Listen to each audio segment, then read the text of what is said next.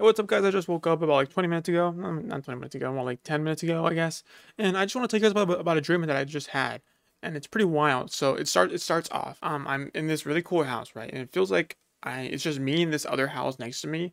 And like we're like in this giant tree jungle-ish type vibe. It's all jungle around. And so at this house, right, we're about to sell it and we're about to move out. So in this house, I had two little boxes, right? And in this box thing, they were considered keys, and the keys were for information about something that, I had access to now, apparently, right? It was really important information that, I shouldn't have been sharing with anybody, but apparently I shared it online.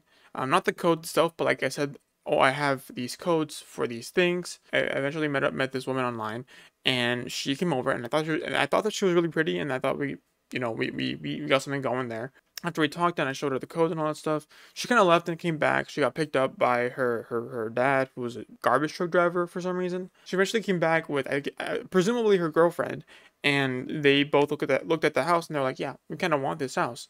And I was like, "No, not really." So then I went to the neighbor, who then, like, with some law that they found, that they said that these two people could not have the house.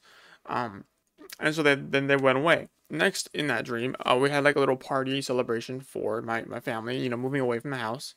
And people came over and all that stuff. And one person in particular was a close friend of mine. I think it was like my sister's boyfriend or something like that. Not the real life sister's boyfriend, but in the dream it was implied that she was my sister's boyfriend. And I really like, I liked hanging out with him.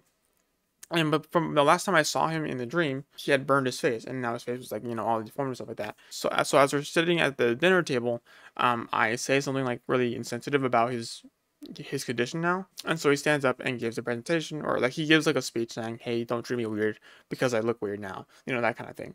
But okay, moving on, right? At this party, someone came to visit, and that someone was implied to be my cousin, but was Raphael from the Ninja Turtles. Not the new movie, but like it was just like an older version of what Raphael would become. And now the story of him goes that Donnie and Leo have moved on to bigger and better things and no longer fight crime. Raphael could not, escape that mindset, and so he stayed a crime fighter for like, into his like 40s and whatever.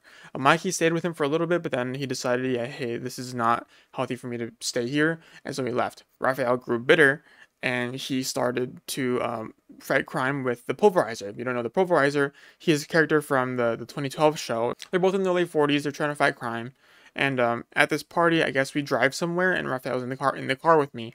And Raphael says, "Hey, bro, can I have some money, dude? Like, I need some money. I want to pay off some stuff. I'll pay you back for sure. Like, no, no, don't even worry about it, bro."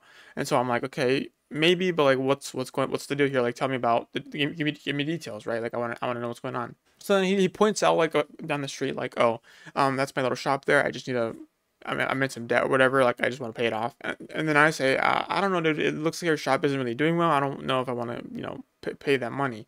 And which honestly is kind of a whatever reason, but I felt the need to say, yeah, no, I should not give you the money. And so he gets frustrated, he leaves. And so it was like a cutscene where like it was not on me anymore, but it was on Raph. And Raph goes up to the shop, and the Pulverizer's there, and he's like, "Hey, did you get the money?" And then Raphael's like, "Sorry, Brian, no, I didn't." Pulverizer gets mad, and like, because Raphael promised to get the money, and they start to fight. And it's implied that Raph wins and slash kills Pulverizer. I don't know, I don't remember that part. But after Raph kills Pulverizer, he kind of goes down like the downward mental spiral, and he starts to go after the family, especially me. And so where I am in like this toy store, right, for some reason, right, and I'm trying to find things to do or whatever, and then Raph comes in. He's all mad and angry. He bursts through the door, and like he's ready to fight. Like he's angry. Like he needs help, and I didn't give it to him. And so during the commotion, like I'm able to escape, and I asked my dad, "Hey, how are we able to afford this like nice house?" But Raph is not able to afford like whatever he can do. And my dad just plainly says financial planning, like not very smart financial decisions. That's why Raph cannot own this house slash that's why we own this house. And so then I'm okay. And then in this dream, my family is apparently like a family vlogger YouTube channel. So I pull up our channel, and as Raph is about to like leap at me in the fight, I show the YouTube video, and then the video kind of opens his eyes to like financial stuff, and he's like, "Oh well." At some point in the dream too, I also get in like a 1-star car chase in GTA, but in like real life. then like I crashed somewhere, and then I walk out the car, and then it's like a 1 star thing. That was generally the dream. Kind of crazy. I do like the plot line with Raphael, right? Because we don't really see Raphael as an older version of himself. The only time we've really seen that is in the 2012 ending, or non-canon ending, where like Raphael's like in the future. It's like Fallout, Mad Max kind of style thing. Where if you haven't seen that, it's Raphael. Many years into the future, like a Krang bomb went off in New York, and then like the entire world got like, destroyed, and it was like Raph that survived.